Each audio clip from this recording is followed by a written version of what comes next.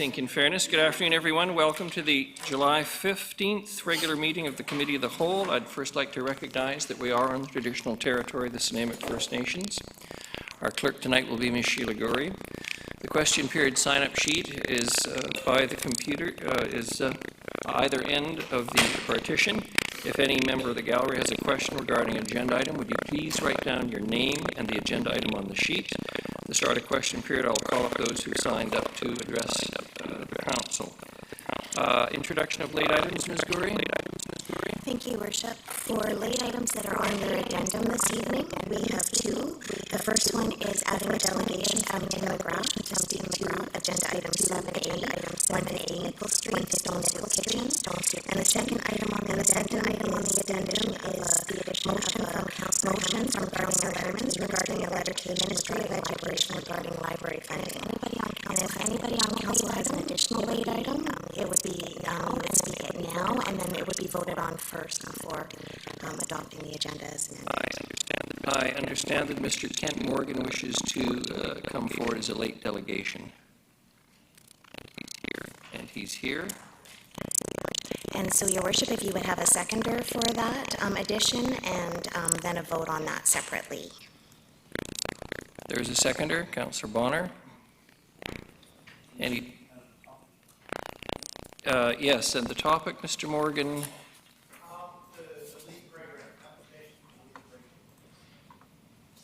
So just for the record, Your Worship, that was the application of the LEAP program. That's a program through the Parks and Recreation Department that allows for those on limited income to have a reduced pricing for the recreation services. So that would be the item he would be speaking to. Thank you.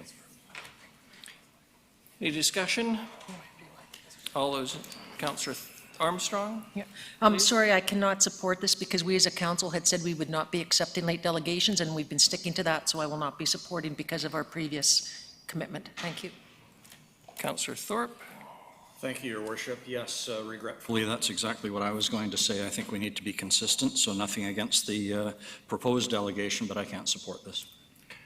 And Ms. Gurry, my understanding is that it has to be unanimous in order to... Actually, just a majority would allow for him to be added as a late item.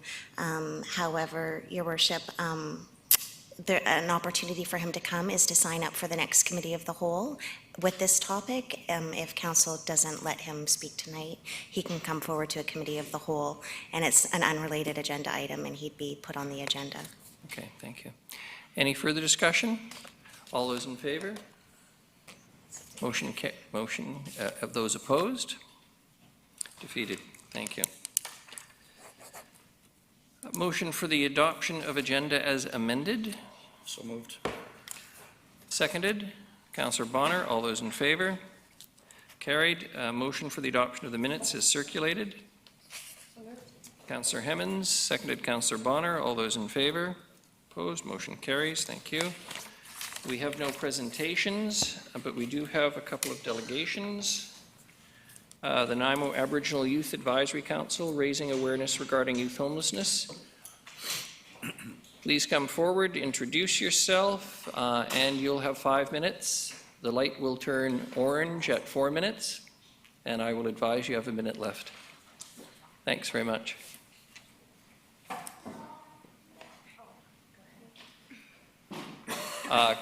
Good. Yes, forward to the mic. Good evening. We are the members of the Nanaimo Youth Advisory Council, and we would like to begin by acknowledging the traditional territory of the Snuneymuxw people, whose land we have the privilege of living and being every day. Today we are here to talk about youth homelessness in our community. We are passing out some keys to represent the youth in our community who have a place to go home and those who don't. If you're receiving a key, you have a place to go home at night.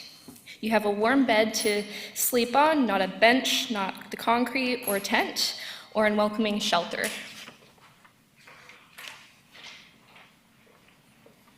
If you receive a key, you have access to food and won't go 2 or 3 or even longer being hungry. If you receive a key, you have access to a network of unpaid people who unconditionally love and support you.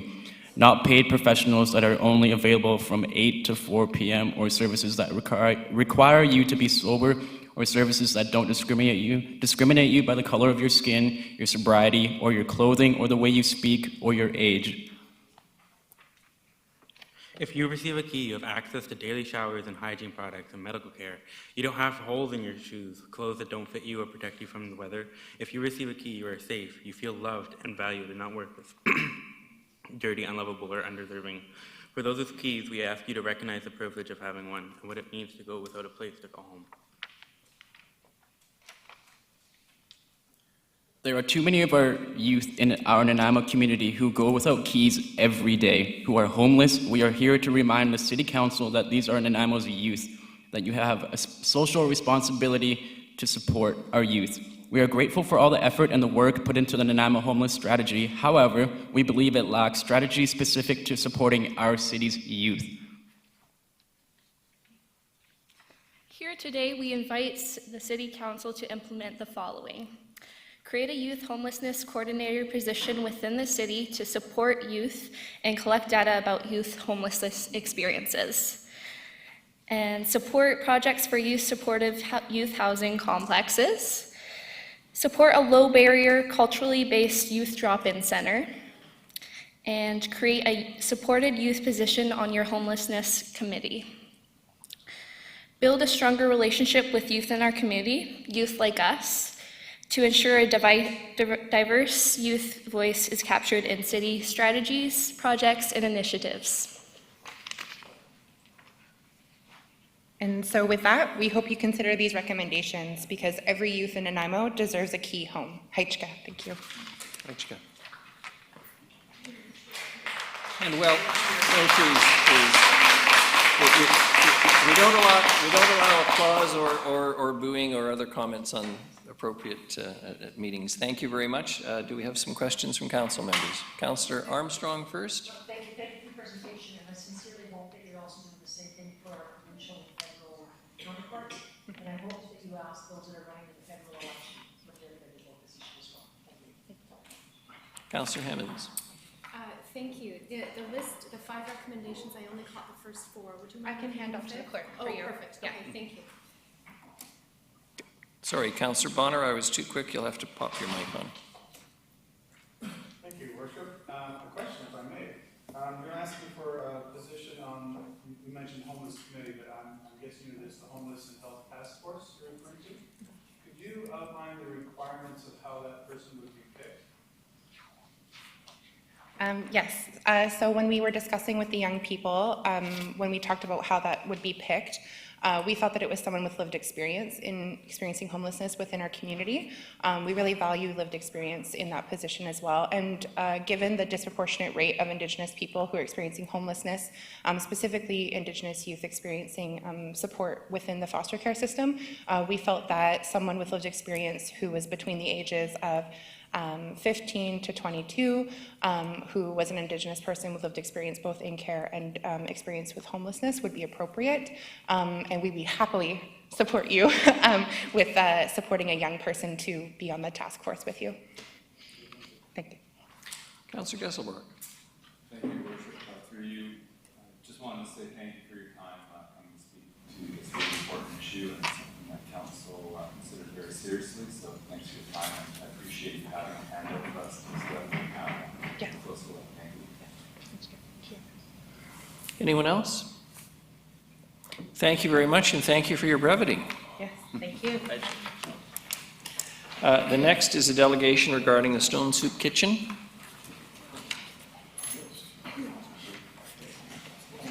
Ms. Gurry?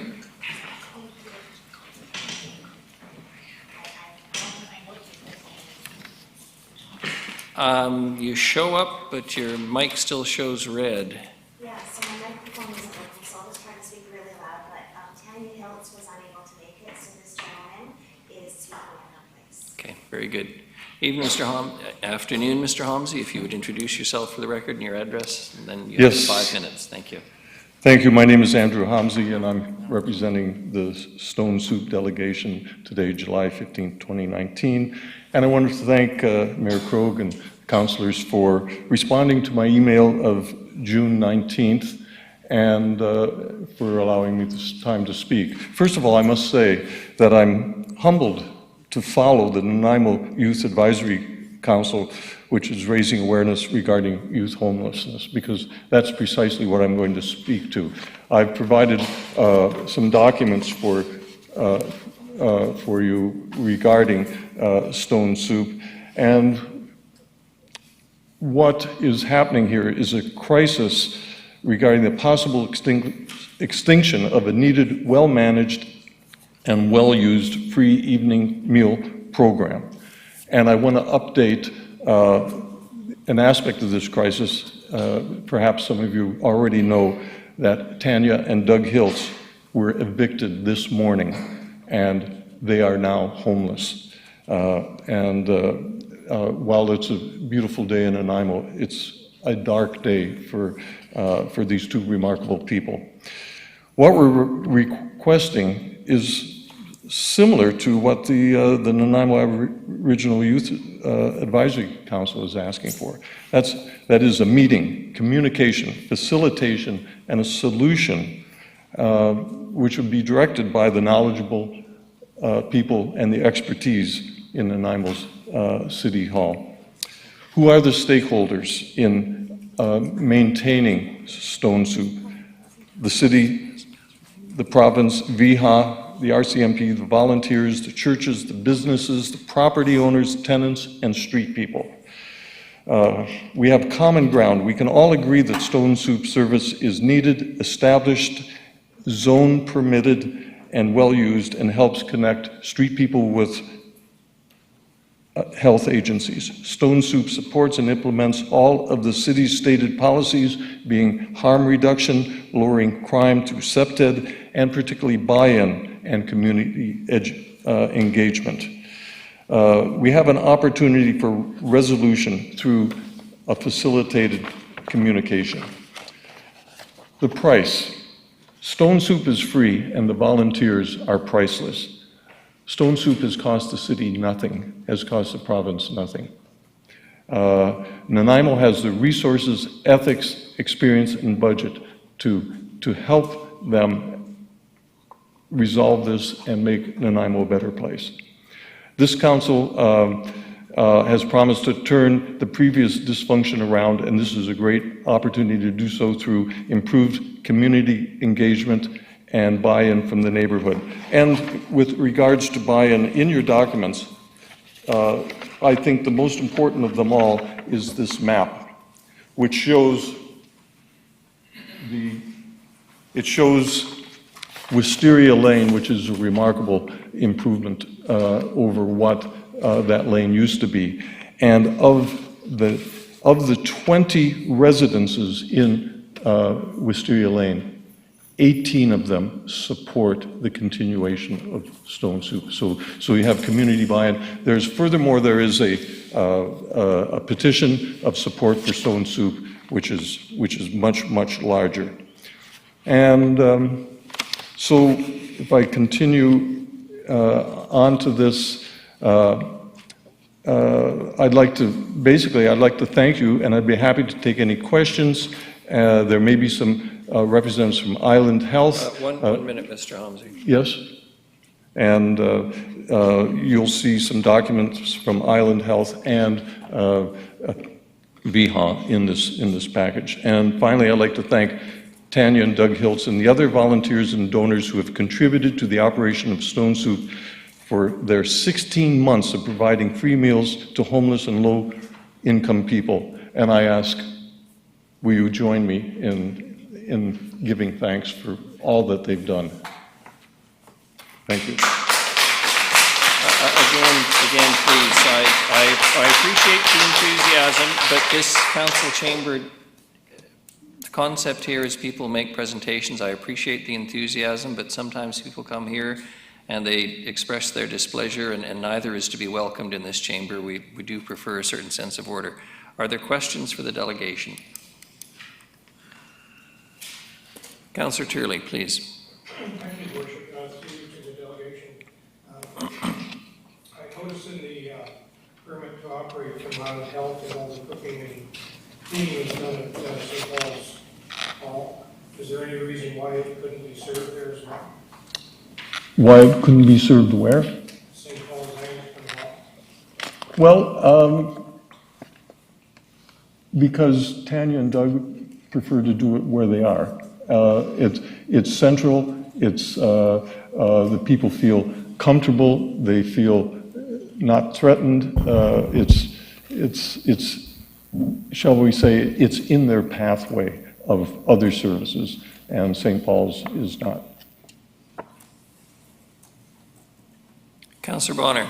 Thank you, Your Worship. Through to the delegation. Have you reached out to the 710 Club to use their facilities, which is used by homeless folks in the morning for a breakfast and box lunch? That facility obviously isn't being used at night, not to my knowledge. It would seem that that would be an ideal place. Have you reached out to this organization? I haven't, but I'm here to ask if the city would assist in exploring some of these options with Tanya and Doug Hiltz and the people who are deeply involved in Stone Soup. One more for me. Why do you think the city needs to be involved? Wouldn't they just walk up to the president of the 710 Club and say, hey, can we use this place tonight? You know, I think that's a question that Doug and Tanya Hiltz could answer better than I could, because they have a deep history with people in need that are right there on the street, and the 710 Club is a different kind of organization, of which I'm not that familiar with. So you'll have to excuse my ignorance on that aspect. Councillor Brown. Yes, thank you, Your Worship. Through you to the delegation, sort of building on Councillor Bonner's questions.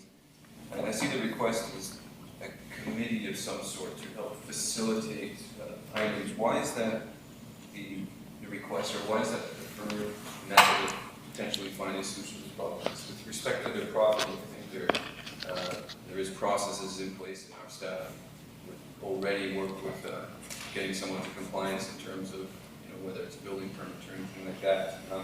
And if it's regards to finding a solution, why would that committee be a preferred choice, or sorry, to finding another location, why would a committee with city involvement and some of these other stakeholders be the preferred choice in terms of efficiency, I guess is what I'm asking.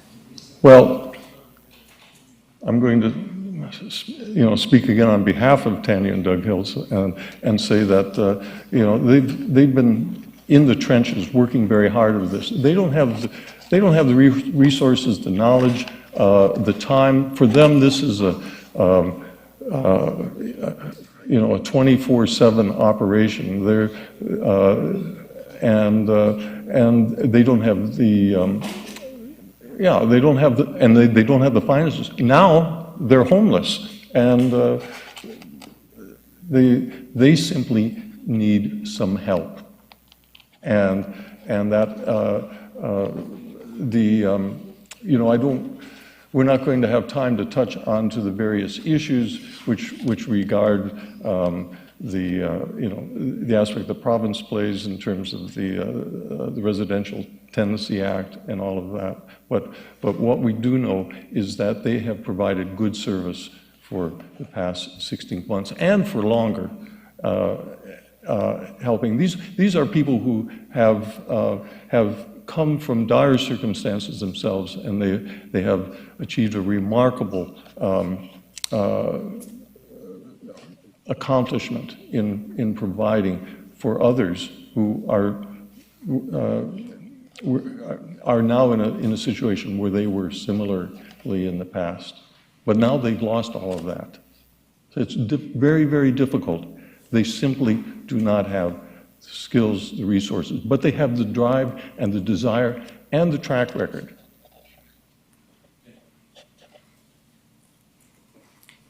Your Worship? Yes, sorry, Ms. Gurry, you're not coming up either.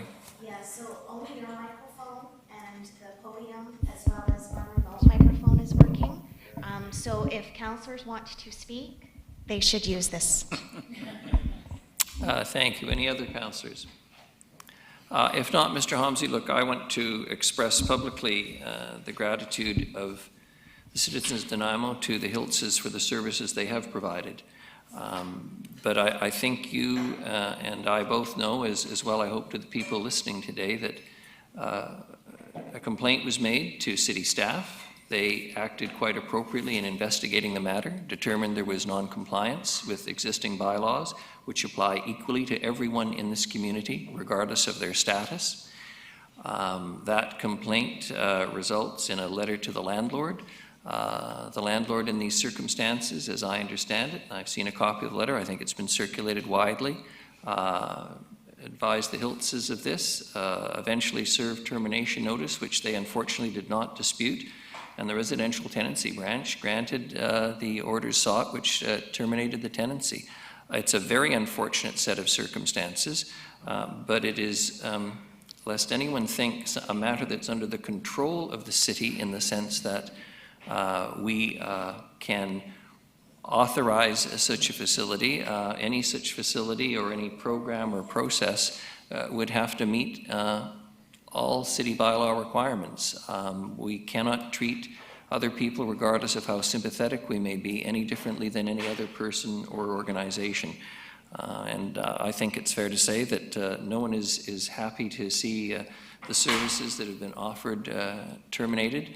But I think, as has been suggested wisely by several members of council tonight, there are some alternatives and opportunities to continue to provide this service to those in Nanaimo who need it. And I think it's fair to say that every member of council is well aware of how many people actually need the service. So I want to thank you for taking the time tonight to come and make this presentation. Thank you. Thank you, Mr. Mayor, and thank you, council. I will make one final suggestion. We have established a health and housing task force. Councillors Bonner and Hemmons heading that up, and that work is commencing now, and I strongly suggest that any of those people in Nanaimo who have worked with Stone Soup take the time to work with that task force as we try and move towards some solutions, not over which we necessarily have control, but which we hope to, as a council, provide some leadership with respect to that. The next item are reports, and Mr. Lindsay, it's 150 Nickel Street, the Stone Soup Kitchen. Please. Hello? Stone Soup did not know they were supposed to respond. Sir, with great respect, I appreciate you may have a position on this, but there is a process by which matters come before this council, and I'm sorry, we're simply not going to hear from you tonight. I'd be happy to chat with you after this evening's meetings in accordance with the rules by which we conduct this process. But thank you. Mr. Lindsay. Thank you, Your Worship. Thank you, Your Worship. The report, and I think, Your Worship, you did an excellent job of summarizing the comments that staff have outlined in the report in terms of the background. Again, this is simply a report for information and was included for council's information as we knew you were having delegations on this topic this evening. And just a couple of points, and I know it's reiterating what you said, but I'd like to emphasize that the city responded to a complaint. It was a complaint in violation to our building bylaw, and it was the city attempting to seek compliance with our building bylaw. We dealt directly with the property owner. The city does not play a role in the eviction of tenants, nor do we desire to. We're dealing specifically with our bylaws and the extent of which we have a role to play, but eviction is not part of that role. Thank you, Mr. Lindsay. We do have a delegation, Tim McGrath, on this matter. Mr. McGrath, I think you know the process. If you could introduce yourself and your address, and 5 minutes, and at 4 minutes, the light will change to orange. You'll have a minute left. Thank you, Your Honor, for making sure that I am aware of the process. I'm going to withdraw my delegation. Thank you. Thank you. The next item is terms of reference, Environment Committee. Mr. Lindsay, again, please.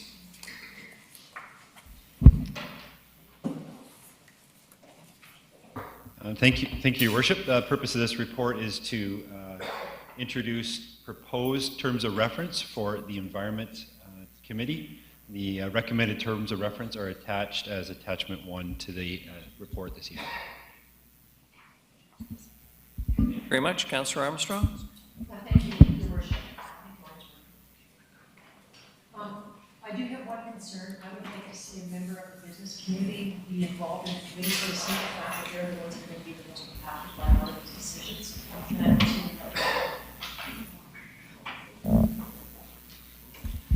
Can we have the motion, recommended motion, then we can perhaps talk about amendment? I'll move the recommendation. Thank you, Councillor Thorpe. Seconded, Councillor Hemmons. Discussion? Councillor Bonner, you're popping up, but no mic, please. Thank you, Your Worship. I'll just speak louder. Ms. Gurry's going to provide a microphone for you. Shucks, having been the father of 3 girls, I know how to speak loud. I don't have a problem with the terms of reference, only the membership, in that I believe we should be sort of asking for representations from various organizations in our city as opposed to just 7 members of the general public. There are a number of organizations who have been doing a lot of work on this front, and I think having it open to them to present us with applicants, I think would be a much better use of the process. Councillor Brown? Yes, thank you, Your Worship. I echo the sentiment by Councillor Bonner. I'm not opposed to having a 2 or 3 members at large. I think it's good to get some broader community representation, but I would be supporting. I can't support all that. I think it's important that we do have subject matter experts on the committee. I think staff would have a pretty good idea who some important players are and who some important organizations, but I can imagine it's similar to the Health and Homelessness Task Force. We could reach out to MOE, DFO, the Drinking Water and Watershed Program, and other NALT. There's some others that would provide us a good perspective on some of the more general environmental issues and also more specifically the climate change. So I won't be voting in favor of the motion as is. I'm not sure the process of amendment here, but yeah, those are my thoughts. Thank you, Councillor Brown. Ms. Gurry? I thought as a parent you might be able to yell over the crowd too. Thank you, Worship. This is basically just to maybe hand it over to Mr. Lindsay to elaborate on the membership part of the terms of reference and the rationale behind the way it is the way it is. Mr. Lindsay, we always follow Ms. Gurry's wise suggestions. Thank you, Your Worship. I just provide a little background and rationale in terms of the membership and specifically why you do not see on there a recommendation for representatives from other government agencies, including DFO, Ministry of Environment, or from the RDN, for example. Because in the past, on the Environment Committee, we did have such representation. And from staff's perspective, it became challenging when members of other agencies, government agencies, were sitting on an advisory committee and steering the agendas and voting. So what we're suggesting, and it doesn't come out in this terms of reference, but what we're proposing is to have a parallel intra-governmental working group that will have those representations, that'll work directly with our staff and other groups, including the school board, for example, that would work and support the work of this committee. And when there's a need for experts to present, they would be available and present to the committee, but not sit as voting members on the committee. That was the intent and logic behind that. And certainly council can obviously change it if that's the preference. There are, and I think NALT was the other name I heard mentioned. Certainly, there's opportunity for groups such as NALT to sit on this committee. I think that would be appropriate. And I really think what staff have done is identified the room for 7 and identified what some of the representative experience and perspectives that we'd be looking for. And if you see, and thank you, it's been projected on the list on the screen now, is outlining some of those sectors, including the business community, which we did identify. So we'll be seeking applications if this were to be approved, and council would ultimately be making those decisions on who the members were. Thank you. I'm going to allow Councillor Brown to follow as he raised this issue, and then we'll move on to the list, which includes Councillors Gesselbrock, Armstrong, Thorpe. Thank you, Worship. I appreciate that additional information. With that information, then I would think this just is an added level of bureaucracy, for lack of a better word. I would be more interested in those technical recommendations, even if there is no council representation on that committee, if it's working with. So I would prefer that efficiency in having those recommendations make their way to council, so that I would not support the creation of this committee if that was the case.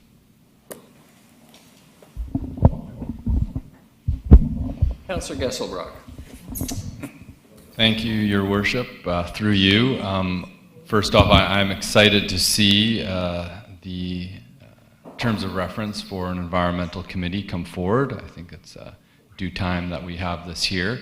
However, I do echo the concerns of Councillor Brown and Councillor Bonner. I think that we need nodes of collaboration at our committees with the different technical experts in these areas from other government agencies, and I think that we should be reaching out directly to them to have a representation on this committee. I think that it's very important that we have 2-3 spots for members at large.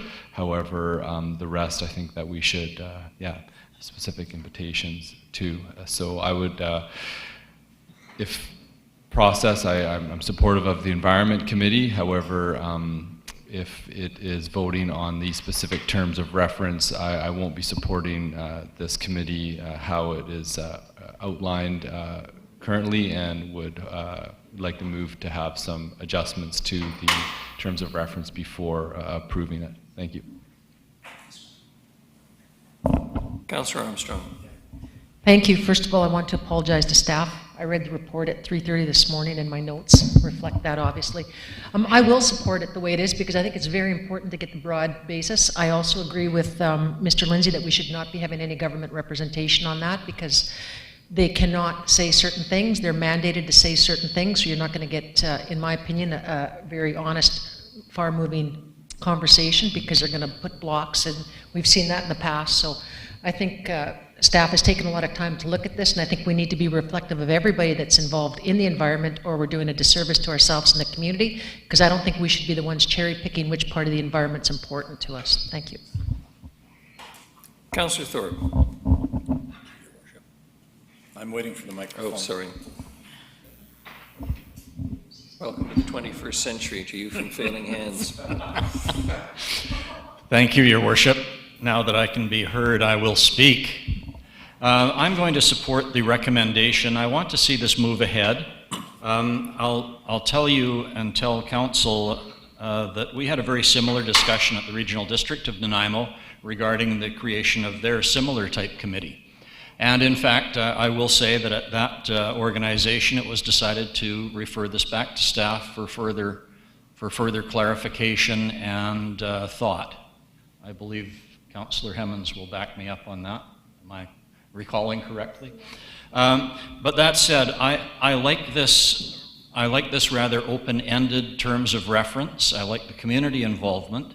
And I know the discussion at the RDN table revolved also around the subject field experts. And the feeling there that I got was that it's almost impossible to include and even predict all the possible experts that you might want involved on your committee. And it would be better to, in fact, call upon subject experts if and when they are needed for a certain aspect of discussion or topic.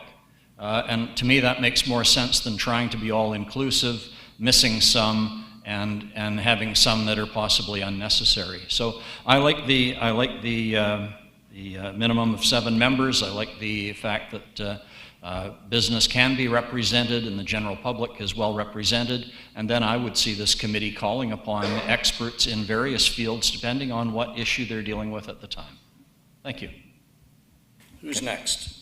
Councillor Brown, you've had your go, so it's back to Councillor Gesselbrock. No, I don't. Well, you're coming after Councillor Gesselbrock. Thank you, Your Worship. Just with respects to who is on the committee, having subject matter experts present, especially representing different agencies.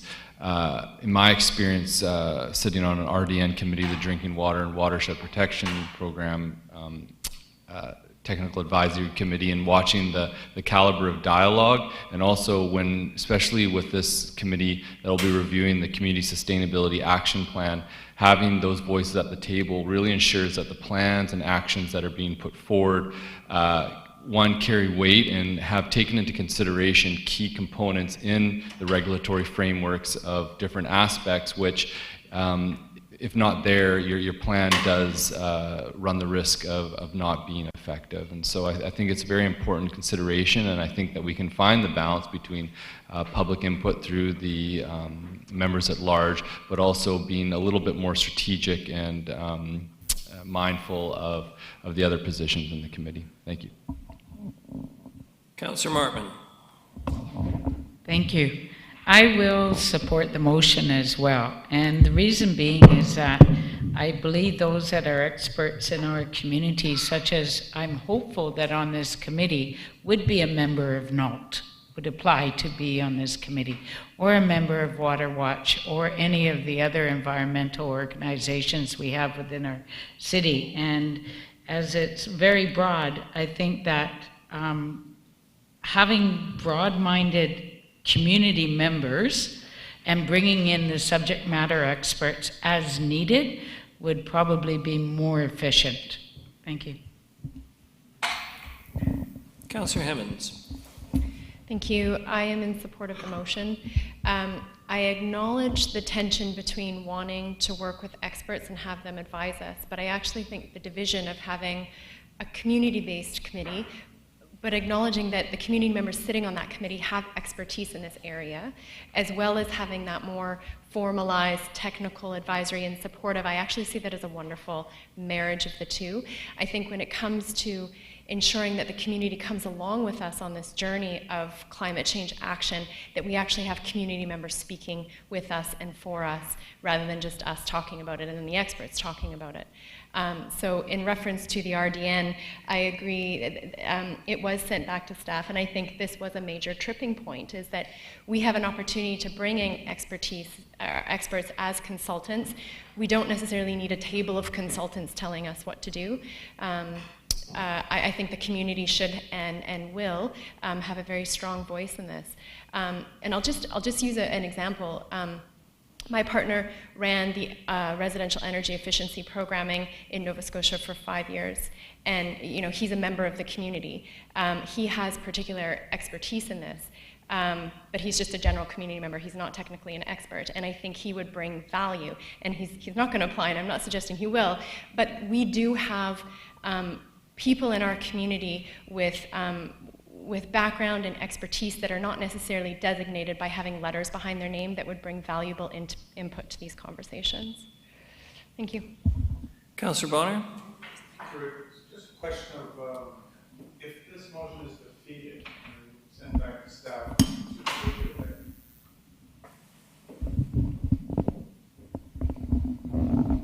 when would it be back in front of us again?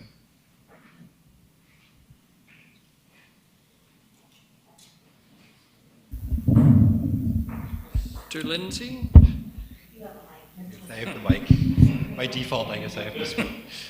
Your Worship, if I'm looking to the clerk, but my recollection is the next council meeting is the end of August 26th. That'd be the very soonest that we could be back before council, depending on what the subsequent motion would be. Councillor Brown. Yes, thank you, Worship. I appreciate everyone's comments. I think my opinion on the matter still remains the same, because in terms of community representation and representing the community well and having that, I believe that's our role. And so I think, to me, I'm trying to strike the balance of how do I make the best decisions on a particular topic, and adding this layer, I just don't see a line from A to B on how that helps our decision making as a council. And so that's where, we do have staff, and if we need to hire experts, I trust they'll identify that. And that's why I'm really appreciative of hearing that, there's going to be that staff working group and trying to build that coalition there, because ultimately that information will filter to this table, and I can trust the information that I receive. So I will not be supporting this. Thank you. I'm going to weigh in, as I sometimes do, and not in every motion. When I was an articled student and I had a question about something, my principal always said, well, go and look at the statute. So I'm going to go back to the purpose of this committee. The purpose of the Environment Committee is to offer innovative ideas and to provide advice, information, options, and recommendations to Council on climate change, green technology, energy efficiency, urban forestry, and other topics associated with environmental sustainability in the City of Nanaimo. So the purpose of this committee, I think, is to obviously just do exactly what it says. It will have the full opportunity to hear from all kinds of experts. With respect to the suggestion that ministry staff, perhaps from other levels of government, participate, I think in fairness to them, we all know that their mandates are extremely limited. The comments they would make would be extremely limited. They would be reluctant to say anything, and of course there'd be a clear conflict of interest because if it involves the expenditure of money, which inevitably will, do you honestly think a provincial public or a federal public servant is going to make a recommendation that involves the spending of their money as opposed to the City of Nanaimo's money? So for those reasons alone, and the fact that I think we have such a strong interest in this community in the work of an Environment Committee, and a number of people who I suspect will be stepping forward in great numbers, the necessity of trying to alter the terms of reference, and for which I thank staff and compliment them for the work they've already done, I don't think is going to advance this. Moreover, we declared a climate change emergency a few weeks ago, and now we're talking about going back and looking at different terms and fixing this up. And with great respect, I think we are getting far too much into the weeds on this, and we have a recommendation, and I'm going to support the motion. Let's get on with this work. And if we don't like the work of the committee and we don't feel it's delivering us the way it should, we can change it later. But in the meantime, let's get on with the job. That's what we're elected to do. Any further discussion? All those in favor of the motion? Contrary? Opposed? Councillors Bonner, Brown, and Gesselbrock. Thank you very much. Motion carries. The next amendments to Council, this will be a sweet one. Amendments to Council Procedure Bylaw 218, number 7272. And Ms. Gurry, the mic is over to you.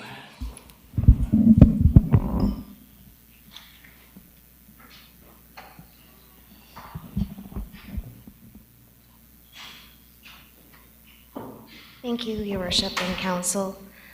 The purpose of this report is to bring forward proposed amendments to the Council Procedure Bylaw, number 2018-7272. And this amendment, the amendments include mainly the dissolving of the Committee of the Whole and other administrative items that have come to our attention since the adoption of this new bylaw last October in 2018. So some procedural and logistics from a staff perspective, as well as items that we've heard that have been an issue for council. We've tried to address those in the 11 major points that are outlined in the report. So staff this evening are either looking for a motion from you to proceed with bringing forward 3 readings regarding these amendments, or seeking your input on any further amendments or any questions or ideas that you have regarding the amendments outlined in the report. Thank you, Ms. Gurry. I note the recommendation is simply that the Committee of the Whole provide feedback regarding proposed changes to Council Procedure Bylaw. And the purpose of that is that when this comes before the full Council, hopefully the proposed amendments are in a form that would be satisfactory to Council. So that's really what we're being asked to do tonight, correct? Yes, Your Worship. This is Council's opportunity to provide their feedback so that they've had a chance to to have input into this bylaw. However, with it being majorly rewritten less than a year ago, these are amendments mainly driven by the dissolving of the Committee of the Whole. So they're mostly administrative in nature, but yes, Council, this is your opportunity to provide some input before 3 readings come to you. And again, even at 3 readings, you could possibly provide input as well. If you have nothing to provide, you could move option 2 in the report, which is just to proceed as printed. Thank you very much, Ms. Gurry. Not surprisingly, we already have some councillors who wish to speak. Councillor Arch, speak. Councillor Arch.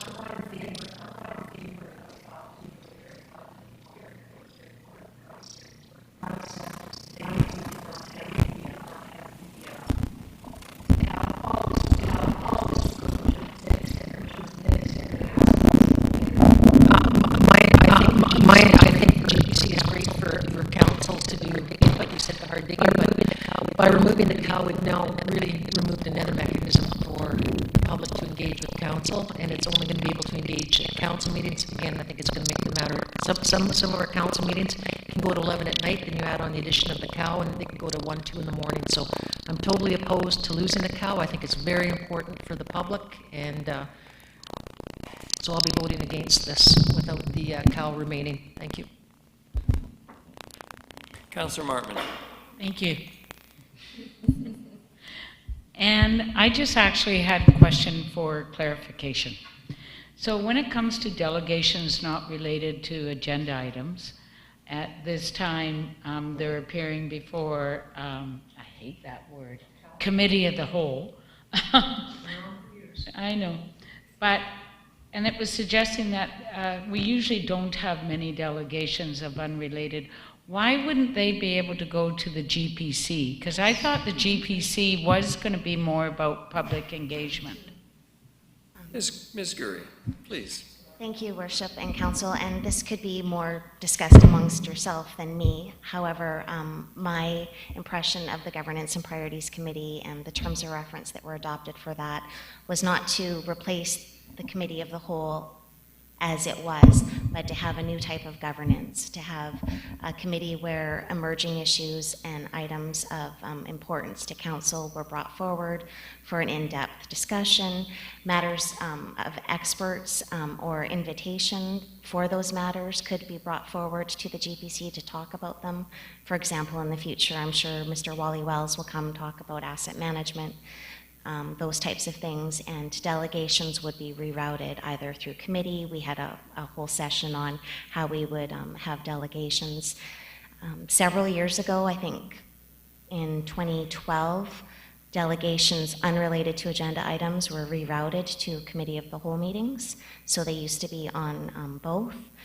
And the limit of 3 is suggested in the new unrelated to agenda items, because as this evening, for example, there was a couple, there's not very many that come that are unrelated to agenda items, but delegations related to items on the agenda, which are important, and council could have much discussion and debate over, it would remain unlimited as it is now.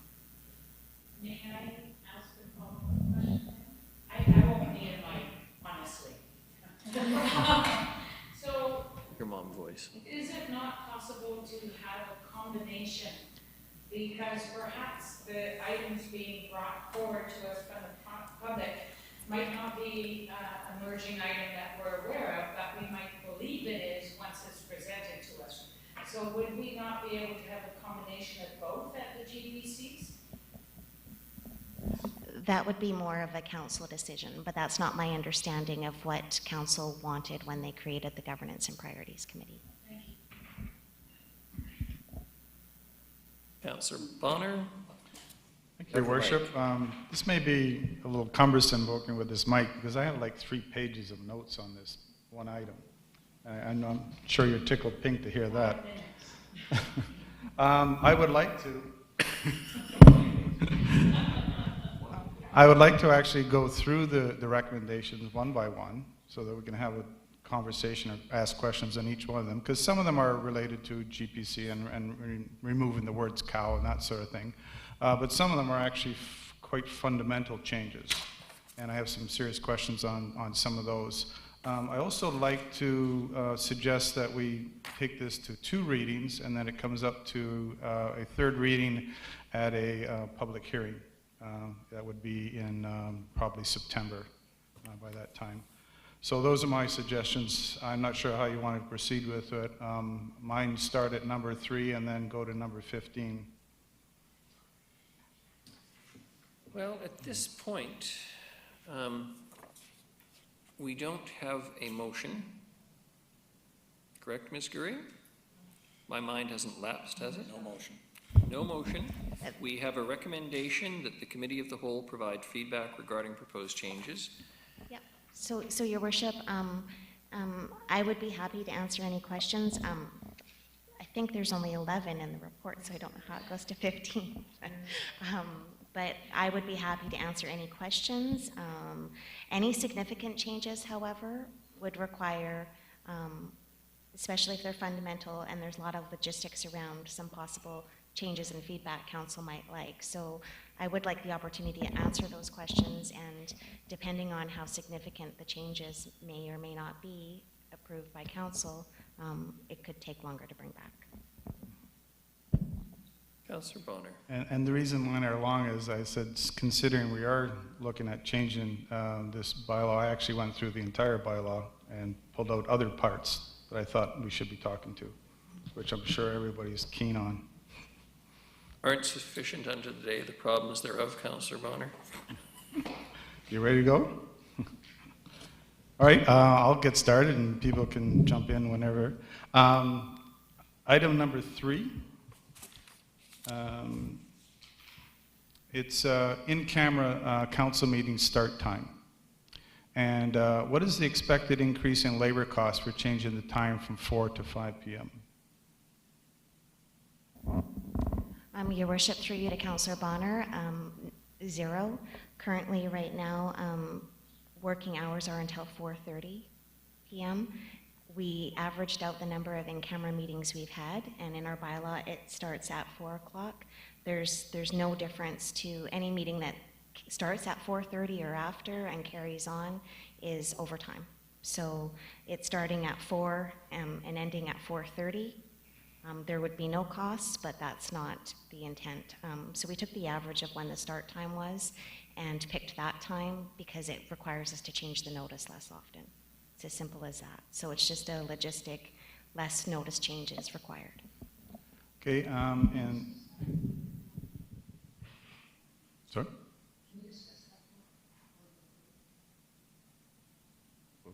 You're the chair. I'm in the hands of council on this one, given that we don't have a motion. Do we want to follow Councillor Bonner's lead and go through everyone separately then? Is that the wish of council? Then Councillor Armstrong, you have the floor. I hear what Councillor Bonner is saying. I personally like to start at 4, and if we have to end early, we'll end early, and then just wait for our next meeting. I think there's been numerous times when we've watched the commissioner agendas, so I actually prefer starting at 4. Just a response, Your Worship. We could start at any time, and if the gap is fine, that's fine. That would, the gap sometimes has been bothersome if there's a large gap between meeting times, that's all. I do trust council appreciates what we're talking about here. If the council meeting is scheduled for 7 and the in-camera meeting starts at 4 and we finish at 4:30, you have 2.5 hours to play, so to speak. If we have a heavy in-camera agenda and it takes us till 6:45, then we have, if we go to 5, we have 1 hour and 3/4, so. And really, Your Worship, the only intent is notices, so that was really the only intention behind this change. So meetings are one meeting, so a meeting of council on Monday starts at what time? The in-camera is kind of irrelevant. We're just one meeting, one notice. We were looking to make the notice more consistent. Okay. I'm going to let Councillor Thorpe speak. Thank you, Your Worship. It's to this point, but it's also to the more general discussion. Oh, thank you. Because I was afraid this was going to happen this evening, and I'm really sensing that we're not ready to move forward with adoption of this tonight. And even our method of providing feedback under option 1, I think, could well take us all night. I'm wondering if this might be better served as a topic for a governance and priorities session. Well, I need say no more.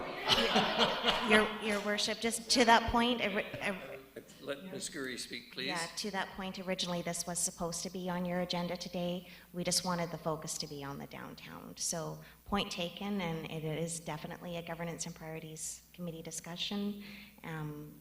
Yes. So would a motion be appropriate to refer this to a governance and priorities committee meeting? If so, I will make that motion. Seconded, Councillor Martman. Any discussion? Any discussion? Councillor Gesselbach? Oops. You're welcome. All those in favor? Opposed? Motion carries. We've now deferred the long discussion to another day. Yes. Trust everyone's conscious of that, including myself who voted for it. Thank you, Ms. Gurry, for your work on this and the work of staff. The next is the 2019 Union of BC Municipalities Convention Meetings with Provincial Cabinet Ministers. Ms. Gurry, please. Thank you, Worship. This is for information only. It's just out there for the public to know that staff have gone forward based on feedback from council to set up 3 meetings, one with the Minister of Housing, Minister of Addictions and Mental Health, and the Minister of Transportation on the topics that are noted in the report. Very good. Thank you. Unless anyone has some questions for Ms. Gurry. Councillor Bonner says he's got nothing. We should have been playing poker. Correspondence not related to council report. There is none. Other business. Councillor Hemmons. Perhaps we'll give you the mic. Thank you. I would like to put forward a motion that Mayor, on behalf of Council, write a letter to Minister Fleming, the Minister of Education, asking that the BC government restore library funding to a minimum of $20 million annually to reflect inflationary and population increases, and recommit to a progressive funding approach reflecting the role of public libraries in achieving the goals of the province and our community. Seconded, Councillor Brown. Any discussion? Yes. If I may. Councillor Hemmons first. Thank for you. motion. I'll be brief, and I provided an information package to council previously, but I mean, truly, I don't think I can overemphasize the value of libraries in our community. They're places of learning, places of creativity, places where children and seniors and everyone in between are welcome, and I think Vancouver Island Regional Library in particular goes to great efforts to make these inclusive and safe spaces. They hold a vital piece of who we are as a community and how we take care of each other. And I personally would like to see the government acknowledge that and reflect funding along those lines. So just a few quick stats. So in 2009, 2010, library funding was cut from $17.9 million to $13.7 million. In the 10 years since, there's been a small adjustment to 14 million, but inflation in BC is over 15%, so it has not caught up. If provincial funding had been maintained and annual inflationary increase has been added to the funding envelope, our provincial funding for public libraries would now equal over 20 million. So this ask of a letter is really under what we would have expected to see had they kept up with the rate of inflation. And then finally, the Ministry of Education received a $500 million increase in this year's budget, and no adjustment was made to the library branch funding for libraries. Thank you. Thank you very much. Councillor Thorpe. Thank you, Your Worship. I'm not opposed to this motion at all, but I would like some clarification or possibly suggest clarification, because I don't think this motion is meant to come simply from our council or from Councillor Hemmons as an individual councillor, but it's being made through us on behalf of the Regional Library Association. Am I correct in that? Thank Thank you. So a motion will be going forward to UBCM that we may or may not support. However, individual communities have been asked by the Vancouver Island Regional Library to pass independent council motions and send those letters to Minister Fleming so the government gets a sense of the number of communities who are interested in this. So when we go to UBCM, it's backed up by those numbers. If I may. So that's fine, and that's what I assume to be the case. And again, I'll support the motion, but I would prefer that our letter simply indicate that we are writing the letter in support of the position held by the Regional Library Association. So, Councillor Turley.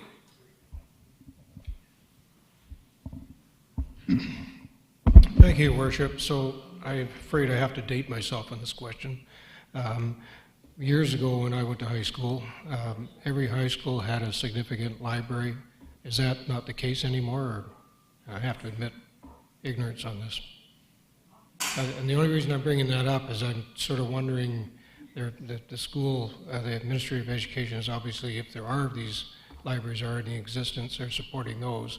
And I'm sort of wondering what sort of track you're going to gain by asking for increased funding for another library.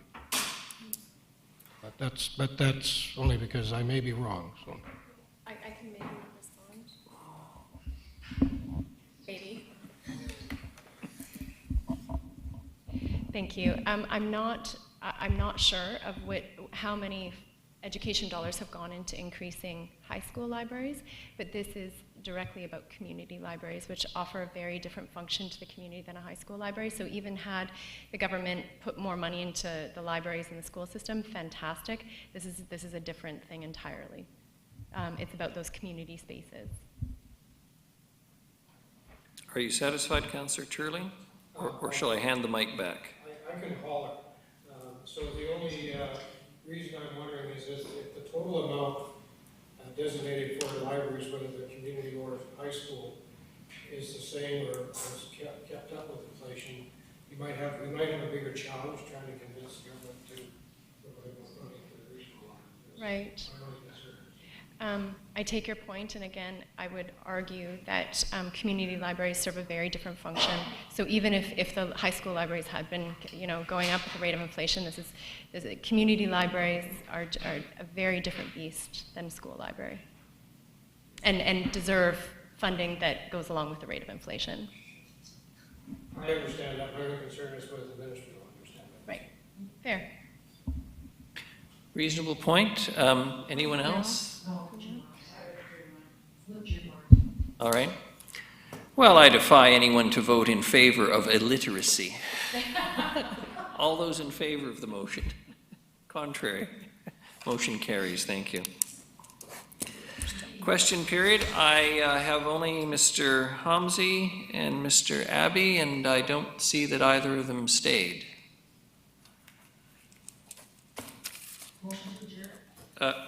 No procedural motions. Motion for adjournment, Councillor Armstrong, seconded Councillor Kesselbrock. All those in favor? Opposed? Motion carries. Thank you very much.